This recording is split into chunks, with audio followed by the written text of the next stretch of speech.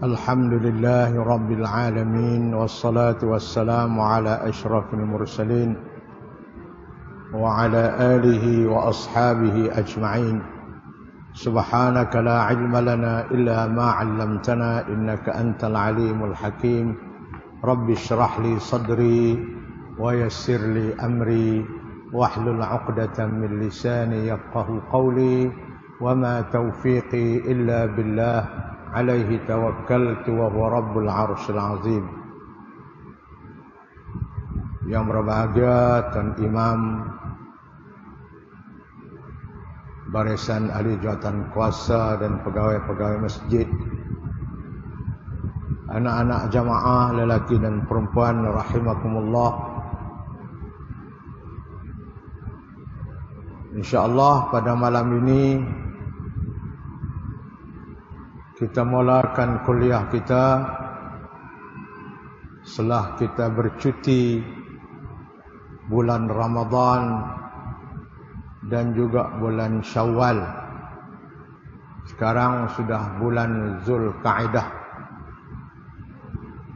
Kita mula balik pengajian kita, yaitu membaca hadis-hadis Nabi daripada kitab Riyadhus Salihin karangan Al-Alim Al-Allamah Syekh Muhyiddin An-Nawawi, dan diterjemahkan ke dalam bahasa Malaysia oleh sahabat kita Allah yarham Ustaz Dr. Abdul Wahab Saleh.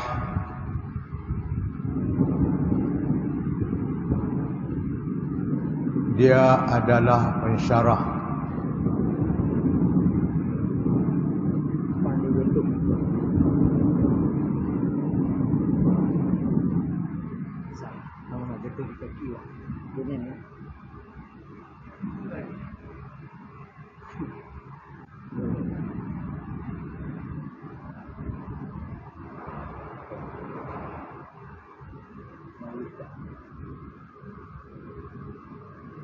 Dia adalah seorang pensyarah Universiti Kebangsaan Malaysia, anak Kedah, orang di Kubang Rotan. Sahabat saya, dia meninggal lebih kurang 1 tahun yang lalu. Dia telah menterjemah kitab Al-Imam Nawawi ini. Ada 6 jilid semua, dan ditashihkan, disemak oleh guru saya Datuk Syekh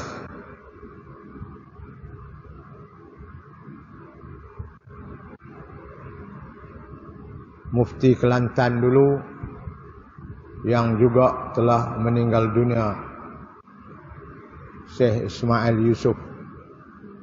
Jadi sebelum kita memulakan pengajian kita pada malam ini, marilah sama-sama kita membaca sekali Al-Fatihah dan 3 kali Qul huwallahu a'udzu binnas sekali, Qul a'udzu falaq sekali. Kita hadiahkan pahala pada mereka-mereka yang terlibat dalam melaksanakan tugas ilmu, mengarang, menterjemah serta mensyarahkan hadis-hadis Nabi sallallahu alaihi wasallam. Al-Fatihah. A'udzu billahi minasyaitonir rajim. Bismillahirrahmanirrahim. Alhamdulillahi rabbil alamin arrahmanir rahim maliki yaumiddin. Iyyaka na'budu wa iyyaka nasta'in. Ihdinas siratal mustaqim. Siratal ladzina an'amta 'alaihim ghairil maghdubi 'alaihim waladdallin. Amin. Bismillahirrahmanirrahim. Qul huwallahu ahad, Allahus samad, lam yalid wa lam yulad wa lam yakul lahu kufuwan ahad. Bismillahirrahmanirrahim. Qul huwallahu ahad, Allahus samad, lam yalid wa lam yulad wa lam yakul lahu kufuwan ahad. Bismillahirrahmanirrahim. Qul huwallahu ahad, Allahu samad, lam yalid wa lam yulad wa lam yakul lahu kufuwan ahad. La ilaha illallah, Allahu akbar. Bismillahirrahmanirrahim. Qul a'udzu birabbil falaq min syarri ma khalaq wa min syarri ghasiqin idza waqab, min syarri nafasati fil 'uqad wa min syarri hasidin idza hasad. La ilaha illallah, wallahu akbar. Bismillahirrahmanirrahim. Qul a'udzu birabbin nas, malikin nas, ilahin nas, min syarril waswasil khannas, alladzi yuwaswisu fi sudurin nas, minal jinnati wan nas. La ilaha illallah, wallahu akbar. Alhamdulillah. Dan kita sampaikan pahala bacaan kita ini kepada junjungan Nabi Muhammad, para sahabat-sahabat baginda, istri-istri baginda, dan kepada mereka-mereka yang kita sebut tadi yang terlibat di dalam mengendalikan dan menyampaikan ajaran hadis Nabi ini kepada kita di dalam bahasa Malaysia kita. Alhamdulillah. Jadi malam ni orang yang ada kita buka muka surat 135, hadis yang ke-79, dalam bab kelebihan menangis kerana takut kepada Allah dan rindu kepadanya. Kita menangis kerana takut kepada Allah dan kita menangis kerana rindu kepada Allah. Inilah yang dilakukan oleh para awliya illah.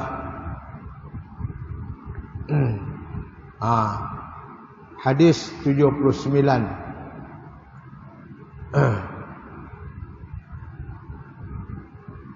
Kita baca ada hadis ni. Bacalah pelan-pelan. Wa anhu qala Abu Bakrin li Umar radhiyallahu anhuma ba'da wafati Rasulillah sallallahu alaihi wasallam, intaliq bina ila ummi Aymana radhiyallahu anha nazuruha kama kana Rasulullah sallallahu alaihi wasallam yazuruha.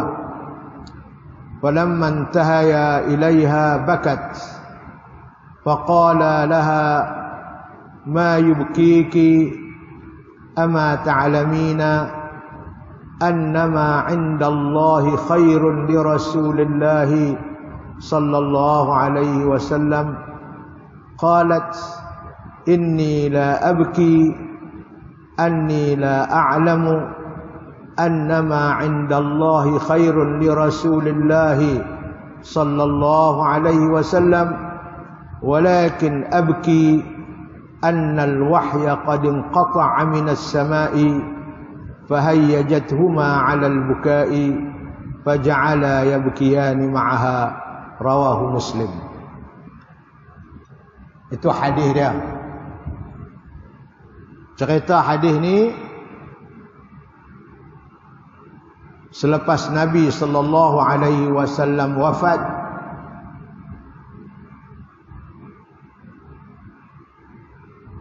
Sayyidina Abu Bakar jadi khalifah, kata kepada Sayyidina Umar, wahai Umar, jom kita pergi ziarah Ummu Ayman, sebagaimana Nabi selalu ziarah semasa Nabi hayat Nabi dulu. Sekarang Rasulullah dah wafat, jom kita dua pula pergi ziarah dia. Ummu Ayman ini seorang perempuan kulit hitam. Dia adalah ibu kepada Sayyidina Usamah bin Zaid,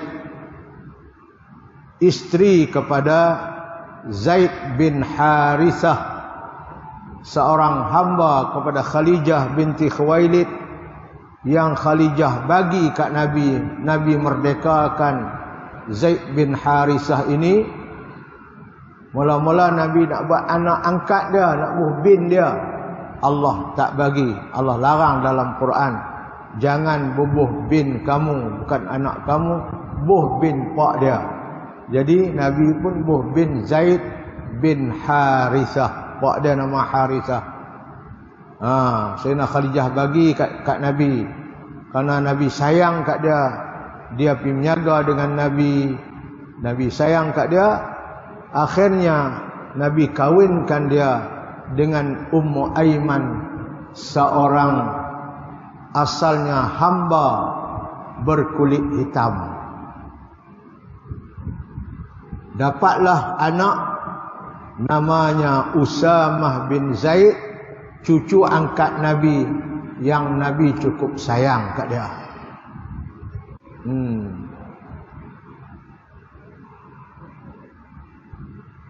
Ummu Aiman ini asalnya hamba sahaya kepada tuan Nabi Abdul Muttalib. Kemudian sebelum Abdul Muttalib mati, dia bagi Ummu Aiman ini kepada ayah Nabi Abdullah, hamba.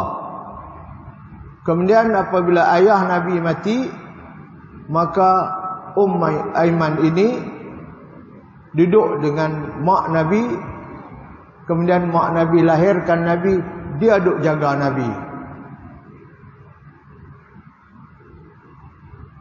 Dia duduk jaga Nabi. Kan Nabi beranak, ayah dah tak ada, dia lah duduk jaga Nabi, duduk pesoh Nabi apa semua. Ummu Aiman ni banyak sangat jasa dia kepada Nabi. Sebab itu apabila dia tua duduk di rumah dia, Nabi pergi ziarah dia selalu. Nabi ziarah dia.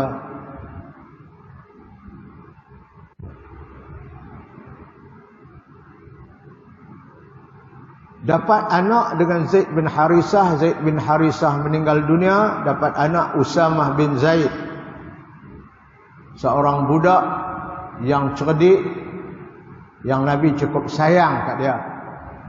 Suatu hari dia duduk dalam majlis ilmu Nabi, Usamah ni. Kemudian dia tengok orang-orang, para sahabat lain banyak menangis kerana Nabi duk cerita tentang akhirat. Nabi cerita tentang syurga, menangis kerana nak syurga. Cerita tentang neraka, menangis kerana takut kena neraka. Itulah majlis Nabi. Yang dia tak menangis. Habis lepas mengaji apa semua, dia pergi kat Rasulullah. Dia kata, ya Rasulullah, apa sudah kena pada hati saya? Orang lain menangis, yang saya tak menangis. Pasal apa? Nabi kata, ya Usamah, jumudul ain bikasratiz dzunub wa kasratiz dzunub.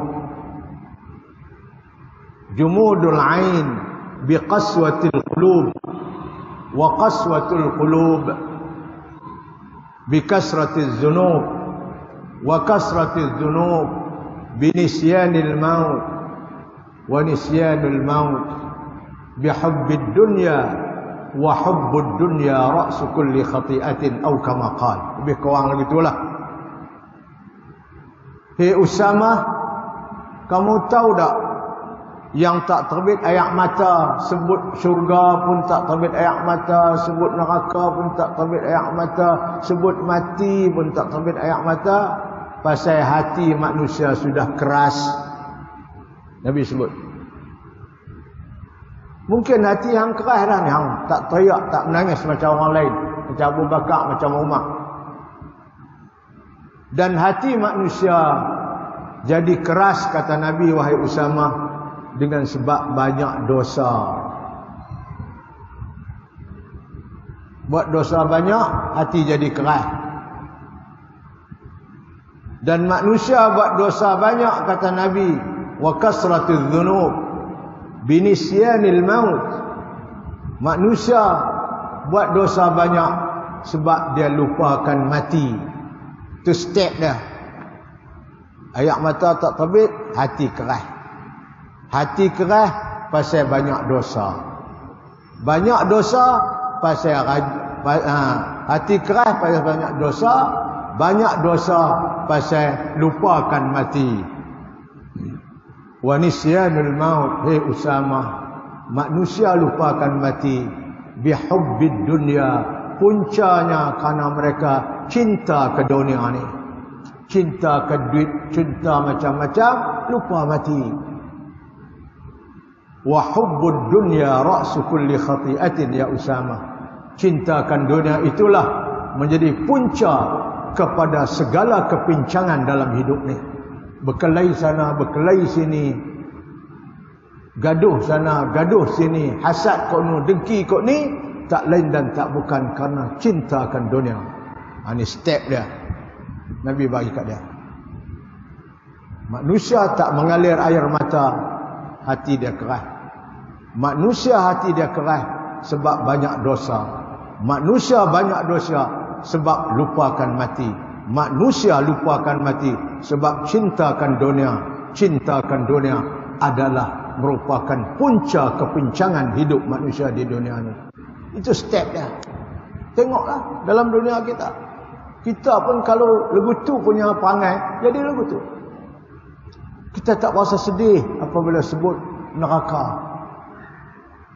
Kita tak rasa sedih apabila disebut alam barzakh. Ini Usamah, anak kepada perempuan Ummu Aiman ini. Dia inilah duk jaga Nabi. Orang kulit hitam, bukanlah cantik sangat. Kemudian apabila Nabi wafat, dia duduk di rumah dia.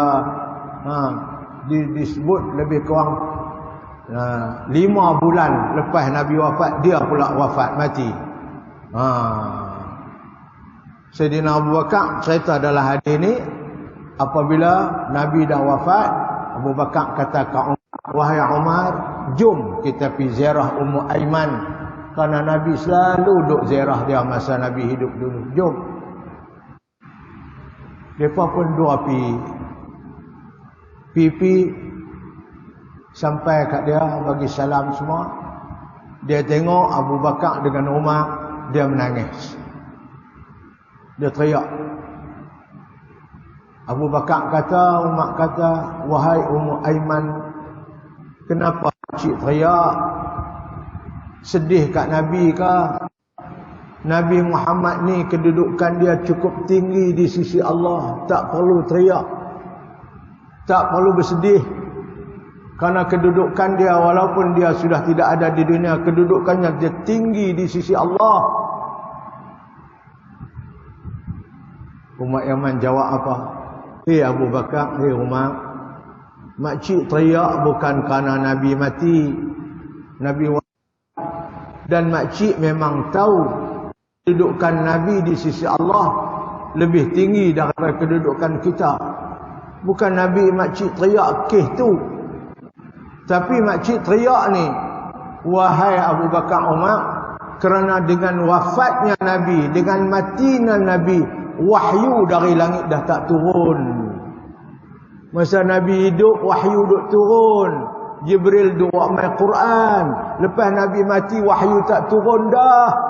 Apa wahyu tak turun mai ke bumi? Keberkatan bumi dah kurang. Tu yang makcik teriak. Bukan teriak kerana Nabi mati. Makcik tahu Nabi Muhammad kedudukannya tinggi di sisi Allah. Tapi makcik sedih ni dengan sebab kematian dan kewafatan Nabi. Wahyu sudah tidak turun lagi.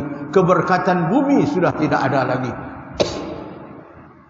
Abu Bakar dengar dengan Umar, dengar makcik tu kata begitu. Depa pula teriak. Teriak bukan main Abu Bakar, sedihnya. Pasal apa? Dengan kewafatan Nabi, wahyu tak turun dah. Wahyu dari langit tak turun dah. Keberkatan bumi sudah tidak ada, sudah berkurangan. Itu cerita dia. Ceritanya menangis kerana Allah. Menangis kerana rindukan Allah, rindukan wahyu, rindukan segala-gala. Inilah Imam An-Nawawi ambil hadis ni, cerita Abu Bakar dengan Umar, Ummu Aiman ni, dia berbuh dalam bab apa dia? kelebihan menangis kerana takut kepada Allah dan rindu kepadanya dan kepada kitabnya, wahyunya. Wa anhu qala, dan daripada Sayyidina Anas bin Malik. Ni hadis ni Sayyidina Anas riwayat. Qala Abu Bakar li Umar radhiyallahu anhuma, berkata Abu Bakar kepada Umar ba'da wafati Rasulillah, selepas wafatnya Nabi sallallahu alaihi wasallam, intaliq bina ila ummi Aiman, jom kita pergi berjumpa dengan Ummu Aiman, seorang hamba yang Nabi berdekakan dia. Nazuruha kama kana Rasulullah yazuruha, kita pergi ziarah dia semacam mana Nabi selalu duk ziarah dia dulu. Falamman tahaya ilaihi, apabila dia sampai ke rumah Ummu Aiman, bakat Ummu Aiman menangis. Faqala laha, Abu Bakar Umar kata kat dia, ma yubkika, pasal apa makcik menangis ni? Ama ta'labina annama 'inda Allahi khairun li Rasulillah, makcik tak tahukah yang Rasulullah ini dia mendapat kebaikan yang besar, kebaikan yang banyak di sisi Allah, tak perlu menangis, kedudukan dia di sisi Allah tinggi. Qalat, Ummu Aiman jawab, inni la abki anni la a'lamu annama 'inda Allahi khairun li Rasulillah. Makcik menangis ni bukan kerana makcik tak tahu yang kedudukan Nabi itu tinggi di sisi Allah, bukan pasal itu makcik menangis. Walakin abki, tapi makcik menangis ni annal wahya qad intaqata minas sama, kerana makcik sedih wahyu sudah terputus, tak turun lagi dari langit, wahyu tak ada.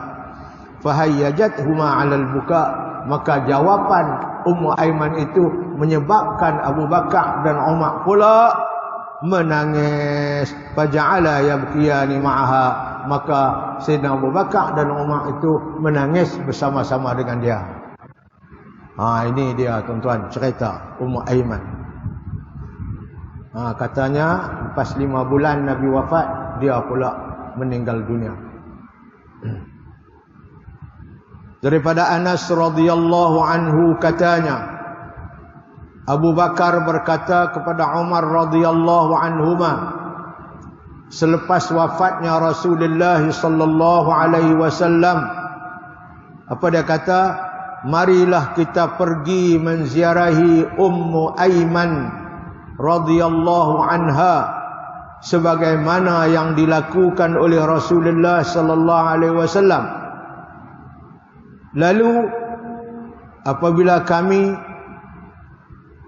sampai kepadanya Ummu Aiman, dia menangis.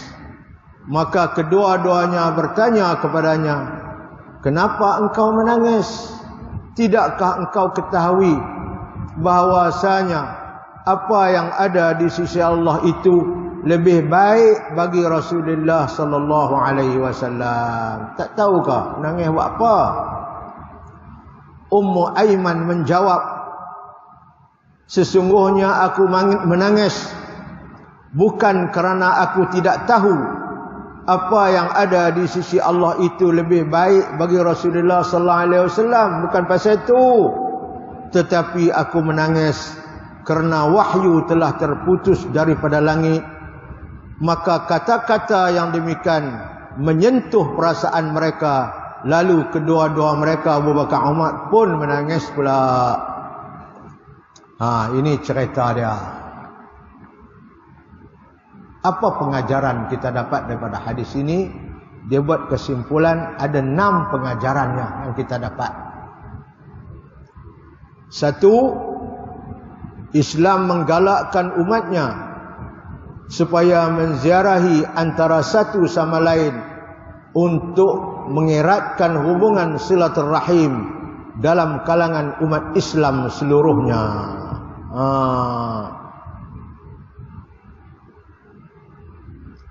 Kedua, selalu menziarahi orang alim adalah satu amalan baik yang digalakkan oleh Islam bagi tujuan mendapat ilmu dan berkat daripada mereka. Ni ziarah orang alim ni. Saya 2 minggu lepas saya pergi ziarah guru saya di Mesir. Saya pergi duduk sana 8 hari. Lepas raya tu saya pergi duduk 8 hari. Kebetulan dia pula uzur, jatuh kursi roda, patah paha. Saya pergi di hospital Pakar dan memang tak boleh ziarah siapa pun. Tapi saya minta juga dia nak ziarah. Dia pun duduk tidur, tak boleh bergerak. Saya pergi sampai kat dia, dia menangis. Guru saya ni, Dr. Ahmad Umar Hashim, bekas rektor Universiti Al-Azhar, seorang ulama hadis yang terkemuka di Mesir. Dia menangis, saya pun menangis. Saya bacalah doa yang Nabi suruh baca apabila kita ziarah orang sakit. Bismillah, bismillah, bismillah. Na'udzu bi'izzatillahi wa qudratihi min syarri ma yajidu min waj'ihi hadha. Saya baca 3 kali, dia menangis, anak menantu dia semua menangis. Saya pergi ziarah dia. Habis ziarah, dia kata, terima kasih banyaklah Badruddin, nama ziarah aku ni. Dia kata tak apa. Kemudian dia panggil budak dia. Dia kata, buat mai kitab lah. Rupanya dia tahu saya nak pergi. Saya beritahu lah nak pergi tu. Dia sedia dah kitab dia baru dia buat. Kitab syarah hadis 2 jilid. 1 jilid tebal-tebal Quran. Jilid pertama, jilid kedua. Ada 1000 hadis yang dia syarah di situ. Ambil hadis Bukhari dan Muslim apa semua. Dia buat mai. Dia pegang. Dia kata, nah aku hadiah kat hang kitab yang baru aku karang. Sebelum dia patah kaki tu dia duk karang kitab. Dia bagi kat saya. Saya pun terima. Allah, seronoknya. Dia duk teringat kat saya. Lepas tu saya kata kat dia, Samahatul Syekh, saya minta izinlah kalau boleh saya mampu, saya nak terjemah kitab ini ke dalam bahasa Malaysia untuk tatapan pada orang-orang Malaysia lah, sebab mereka tak boleh Arab.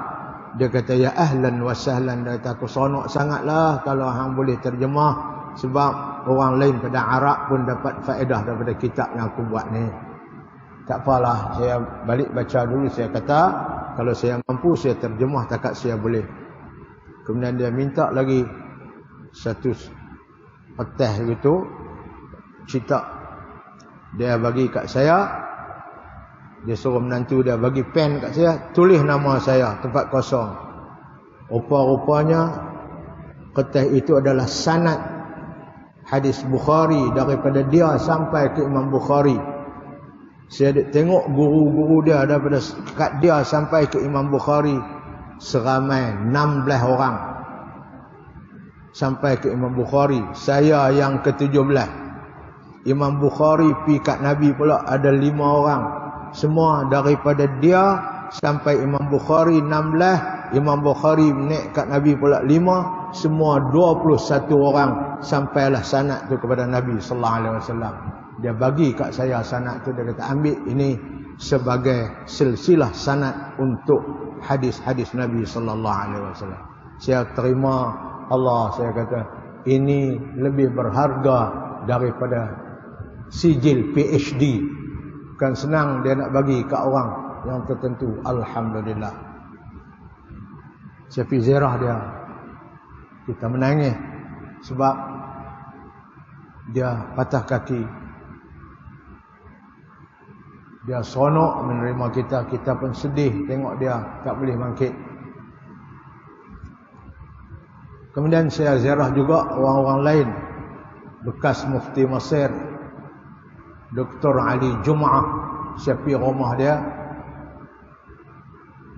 sembang dengan dia. Saya tak kenal dia. Dia tak pernah mengaji kat dia. Tapi tadi ni guru saya betul. Saya pergi sembang dengan dia. Rumah dia, kita minta nak ziarah, dia benar. Saya pergi, bekas Mufti Mesir. Saya cakap Arab dengan dia. Saya kata, Syekh, saya dah hafal satu doa yang Syekh bagi iaitu doa untuk menghadapi wabak ni, COVID-19 ni. Doa Syekh bagi, saya dah hafal, saya nak hafal depan Syekh ni, dan saya minta Syekh ijazah doa ni kat saya. Saya pun baca depan dia. Tahassantu bidzil izzati wal jabarut wa'tasamtu bi rabbil malakut wa tawakkaltu 'alal hayyil ladzi la yamut isrif 'anna al-adha innaka 'ala kulli syai'in qadir isrif 'anna al-adha innaka 'ala kulli syai'in qadir isrif 'anna al-adha innaka 'ala kulli syai'in qadir. Astajizukum ya Syekh. Saya kata saya minta ijazah lah. Tuan Syekh bagi ijazah doa ni. Dia kata tayyib ajaztu laka hadzal du'a. Saya pun jawab qabiltu. Dia ijazah lah doa ni kat saya. Nanti kita jumpa orang alim. Ijazah kat kita. Saya tak pernah jumpa dia, tapi alhamdulillah pergi masjid kali ini dapat jumpa dia. Kemudian saya berjumpa lagi seorang alim namanya Abdul Ba'is Al-Kattani di Iskandaria. Saya pergi, dia tengah duduk mengajar dalam kelas dia, di masjid dia. Dia mengajak-ngajak, saya sampai, saya duduk dalam bilik dia. Kemudian lepas mengajar, saya pergi jumpa dia. Dia pun seronok. Dia pernah datang ke Negeri Kedah ni sekali. Tapi lah dia tak larat dah tua. Dia pun duduk, panggil kursi. Dia pun cerita kat orang dalam kelas. Ini dia kata, dia ni datang daripada Malaysia, gini. Alhamdulillah. Saya dapat jumpa dengan 3 orang ulama besar daripada Mesir. Kemudian saya pergi ziarah lagi, hak sudah mati. Antaranya Imam Syafi'i, kubur dia ada di Mesir. Kemudian sahabat Nabi Uqbah bin Amir, sahabat Nabi Amr bin al-As. Kemudian seorang ulama Ibn Hajar al-Asqalani yang buat kitab Fathul Bari. Saya berziarah semua kubur mereka. Kemudian satu hari saya ambil pula pergi ziarah kubur Syekh Abdul Halim Mahmud, Imamul Akbar, Imam Azhar dulu. Kemudian saya pergi ziarah pula kubur Syekh Mutawalli Sya'rawi. Dia buat kubah dia tu cukup cantik, kubur depa ni. Ulama besar-besar ni kita pergi ziarah. Saya jumpa dengan anak penatan Syekh Abdul Halim Mahmud. Dia kata kemarin orang Indonesia datang. Dari Indonesia dia datang mai ziarah kubur Syekh Abdul Halim Mahmud. Dia seorang wali.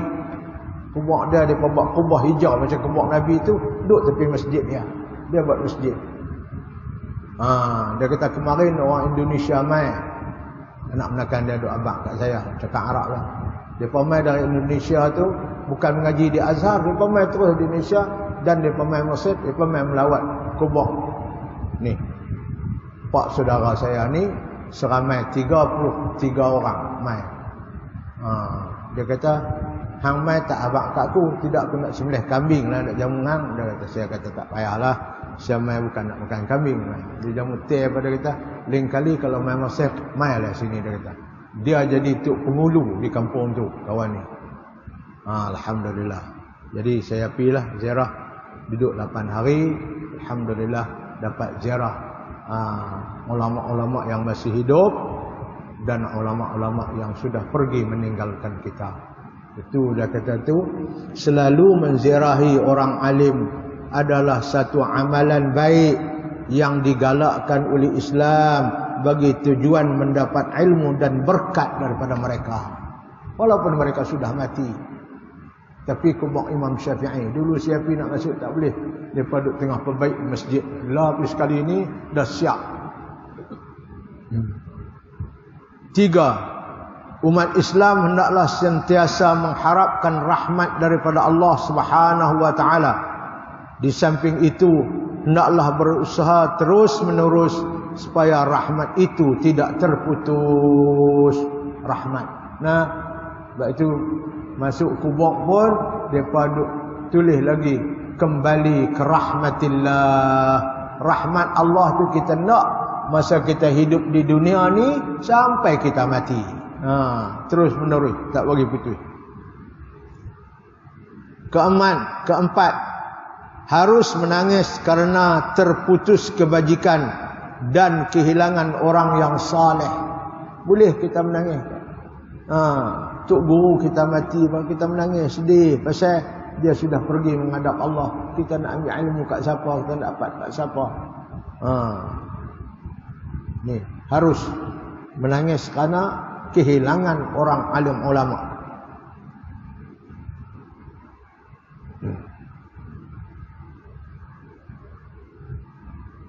Kemarin saya pergi Kelantan, pergi ziarah kubur tok guru saya di Kelantan dan tok guru ayah saya.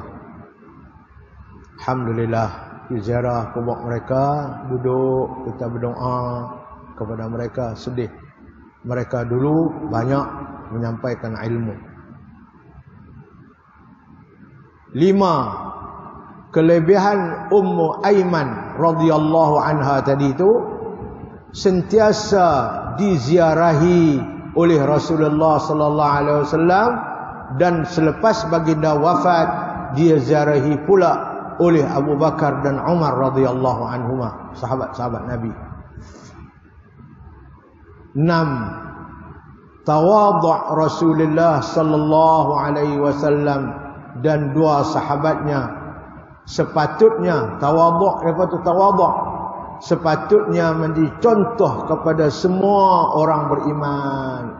Nabi tawadhu', merendah diri. Sekadar Nabi kekasih Allah piduk ziarah perempuan yang kulit hitam susah ni. Abu Bakar, Umar pergi ziarah dia. Itu tawadhu'. Bukan senang orang-orang hak tinggi-tinggi hebat-hebat, tapi mereka tawadhu', merendah diri, pergi ziarah. Kita benda kaya sikit dah tak mau ziarah orang miskin. Pangkat besar sikit dah tak mau ziarah orang kampung. Nabi bukan begitu. Tawadhu', dia merendah diri. Tawadhu' Rasulullah sallallahu alaihi wasallam dan dua sahabatnya sepatutnya menjadi contoh kepada semua orang beriman. Kerana apa? Kerana Nabi, para sahabat sanggup pergi menziarahi orang yang rendah martabatnya. Rasulullah, para sahabat ni tinggi martabatnya di sisi Allah, kedudukannya mereka di sisi Allah cukup tinggi. Nabi masuk syurga dulu, belakang Nabi Abu Bakar, belakang Abu Bakar Umar. Itu masuk syurga dulu, tinggi kedudukan mereka. Tapi namun demikian, dia pergi juga ziarah orang yang asalnya hamba saya berkulit hitam yang susah. Itu tawadhu'nya mereka. Allah. Jadi itulah 6 pengajaran yang dirumuskan di dalam hadis yang kita baca tadi. Mudah-mudahan ianya menjadi pesanan kepada kita, menjadi amalan kepada kita, menjadi ikutan kepada kita insya-Allah.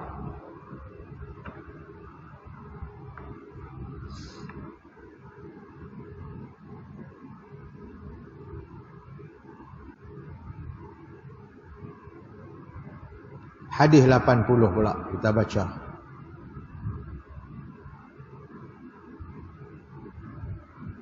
Wa 'an Ibn Umar radhiyallahu anhuma qala lamma ishtadda bi Rasulillah waj'uhu. Sayyidina Abdullah bin Umar berkata, ketika bersangatan sakit Nabi sakit, bersangatan sakit Nabi itu, qila lahu fi shalah, ada orang tanya Nabi, ya Rasulullah, tuan hamba tak boleh jadi imam, nak suruh siapa jadi imam ni? Rasulullah duduk sakit. Faqala, Nabi jawab, muru Abu Bakrin falyusalli bin nas. Kamu suruhlah Abu Bakar, suruh dia pergi semayang jadi imam kepada manusia, sebab aku tak boleh pergi semayang, aku sakit. Faqalat Aisyah radhiyallahu anha, Aisyah kata kepada Nabi, dia dengar Nabi suruh ayah dia Abu Bakar jadi imam. Aisyah kata kat Nabi, inna Abu Bakrin rajulun raqiqun idza qara'a ghalabahu al-buka. Sayyidina Aisyah kata, ya Rasulullah, ayah saya Abu Bakar tu orang yang hati dia lembut sangat. Kalau dia baca Quran dia teriak. Ni Abu Bakar ni, dia baca Quran dia teriak. Jadi lagu mana dia nak jadi imam orang ya Rasulullah? Suruh orang lain lah. Ayah saya tak boleh jadi imam sebab dia kalau dia baca Quran dia teriak. Lagu mana makmum nak jadi makmum? Qala, Nabi jawab, muruhu falyusalli. Suruh dia pergi semayang jadi imam. Nabi tak tukar orang lain. Itu orang yang paling layak lepas Nabi untuk jadi imam kepada umat ni. Sebab itu Sayyidina Umar kata, lepas Nabi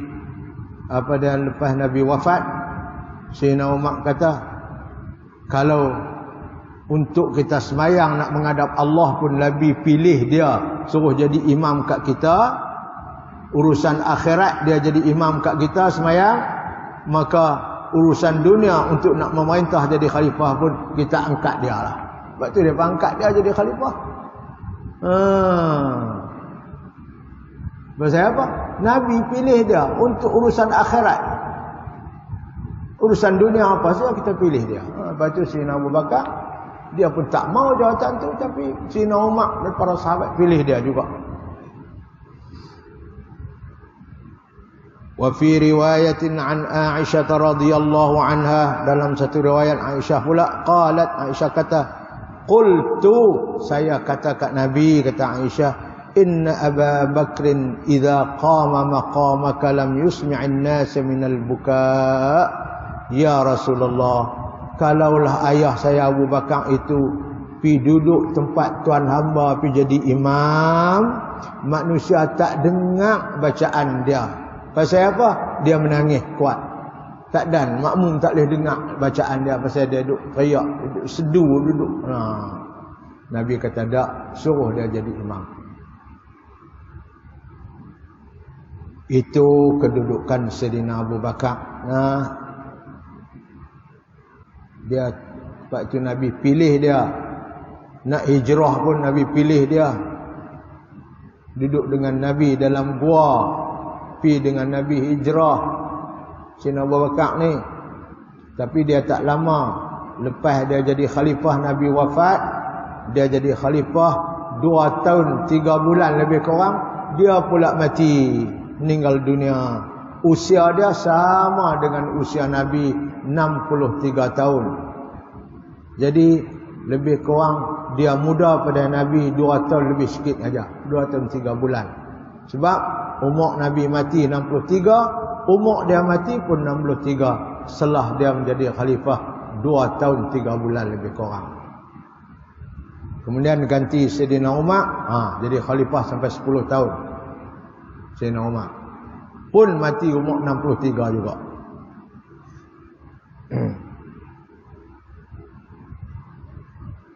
Ini manusia-manusia yang cukup tinggi kedudukannya. Sebab itu disebut lepas Nabi masuk syurga, Sayyidina Abu Bakar lah orang yang di belakang Nabi. Daripada Ibnu Umar radhiyallahu anhuma katanya, ketika Rasulullah sallallahu alaihi wasallam sakit kuat, ditanya kepada baginda, siapakah yang akan menjadi imam semayang? Lalu baginda menjawab, suruhlah Abu Bakar menjadi imam semayang kepada orang ramai. Maka Aisyah, ni anak Abu Bakar radhiyallahu anha, berkata, dia tahu sangatlah ayah dia tu lagu mana. Sesungguhnya Abu Bakar adalah seorang lelaki yang lembut hati. Apabila membaca Quran dia selalu menangis. Dia nak jadi imam lagu mana ni orang lagu ni? Baginda bersabda, suruhlah dia menjadi imam semayang. Di dalam riwayat lain dari Aisyah radhiyallahu anha, katanya, aku berkata, sesungguhnya Abu Bakar apabila menggantikan tempat engkau ya Rasulullah sebagai imam, dia tidak dapat memperdengarkan suaranya disebabkan tangisannya. Lagu mana dia di imam? Nabi tak. Nabi kata dia juga.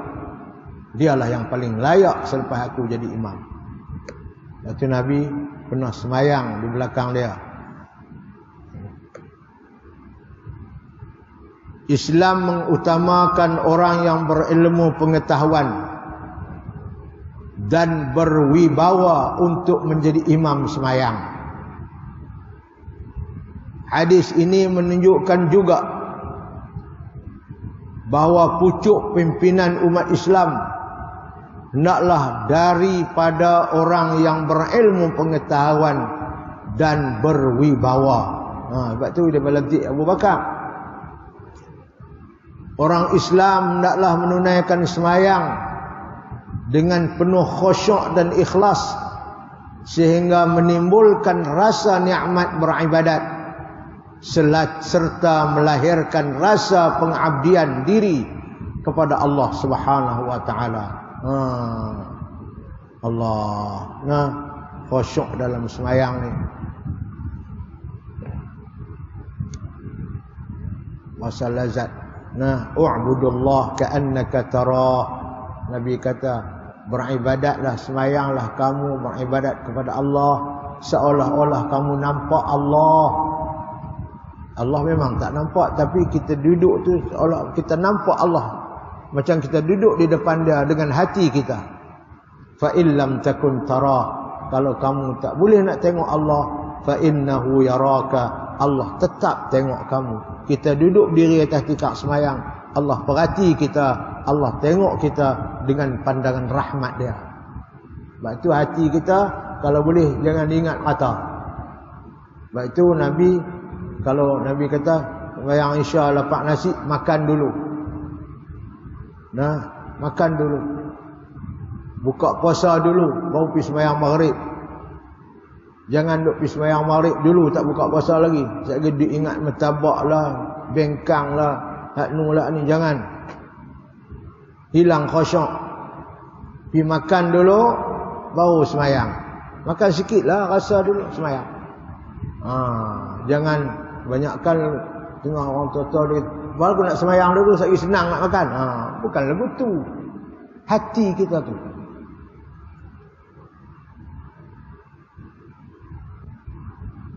Nabi sabda pada, "Idza hadara al-'isha wa hadara al-'asha fabda'u bil 'asha."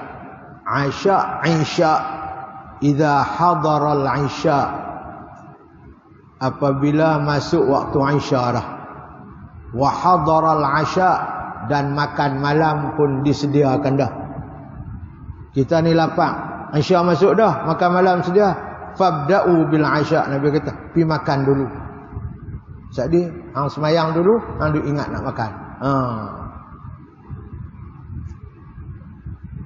Itu katanya orang Islam hendaklah menunaikan semayang dengan penuh khusyuk dan ikhlas sehingga menimbulkan rasa nikmat beribadat serta melahirkan rasa pengabdian diri kepada Allah Subhanahu wa taala. 4. Menangis dalam semayang kerana takutkan Allah tidak membatalkan semayang. Tapi kalau menangis kerana lain, itu batal. Teriak seringit-seringit semayang, kita kata aku ingat ke Allah, rupanya dia teriak pasal handset dia hilang.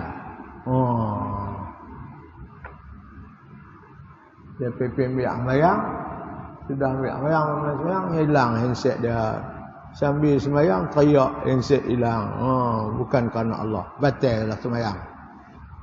5. Kelebihan Abu Bakar radhiyallahu anhu dan tahap takutnya kepada Allah Subhanahu wa taala. Itulah dia. Dan 6, berpandukan hadis ini, para sahabat memilih Abu Bakar sebagai khalifah selepas kewafatan Rasulullah sallallahu alaihi wasallam. terpilih. Sayyidina Umar berkata, orang yang telah dipilih oleh Nabi sallallahu alaihi wasallam untuk agama kita, apakah kita tidak redha, tak setuju untuk dunia kita? Kalau Nabi pilih dia untuk jadi tu imam sembahyang, kita lah pilih dia pula untuk jadi imam dunia ni, memerintah. Dan yang ketujuh, sunat menangis di waktu membaca Quran. Dia nak menangis ni kalau kita faham makna Quran yang kita baca, kita menangislah. Jadi tuan-tuan puan-puan, setakat itulah saya rasa kita berhenti setakat tu hadis 81. Kita akan sambung pada kuliah kita yang akan datang, insya-Allah. Apa yang kita sebut tadi di dalam dua hadis. Pertama kali hadis Ummu Aiman ziarah Abu Bakar dengan Umar. Ummu Aiman teriak kerana dia sedih, wahyu sudah putus tak turun lagi. Kemudian hadis bagaimana Nabi menyuruh Sayyidina Abu Bakar jadi imam, walaupun dia disebut oleh Sayyidina Aisyah, Abu Bakar ayah dari selalu menangis, Nabi tetap pilih dia menjadi imam untuk umat dia setelah Nabi sakit tenat dan sakit teruk, insya-Allah. Takat itulah dulu tuan-tuan, insya-Allah kita berhenti di sini. Sudah 1 jam kita berkuliah, insya-Allah. Mudah-mudahan Allah bagi keberkatannya kepada kita dengan hadis-hadis Nabi sallallahu alaihi wasallam. Bismillahirrahmanirrahim. Alhamdulillahi rabbil alamin. Allahumma anfa'na bima 'allamtana wa 'allimna ma yanfa'una warzuqna 'ilman yanfa'una wa zidna 'ilma. Alhamdulillahi 'ala kulli halin wa na'udzu bika min hali ahli an-nar. Allahumma inna na'udzu bika min 'ilmin la yanfa' wa min qalbin la yakhsha' wa min 'amalin la yurfa' wa min du'a'in la yusma'. Na'udzu bika min haula'il arba'. Wa sallallahu ala sayyidina Muhammad wa ala alihi wa sahbihi ajma'in. Walhamdulillahi rabbil alamin. Taqabbalallahu minkum. Aqulu qawli hadha wassalamu alaikum warahmatullahi wabarakatuh.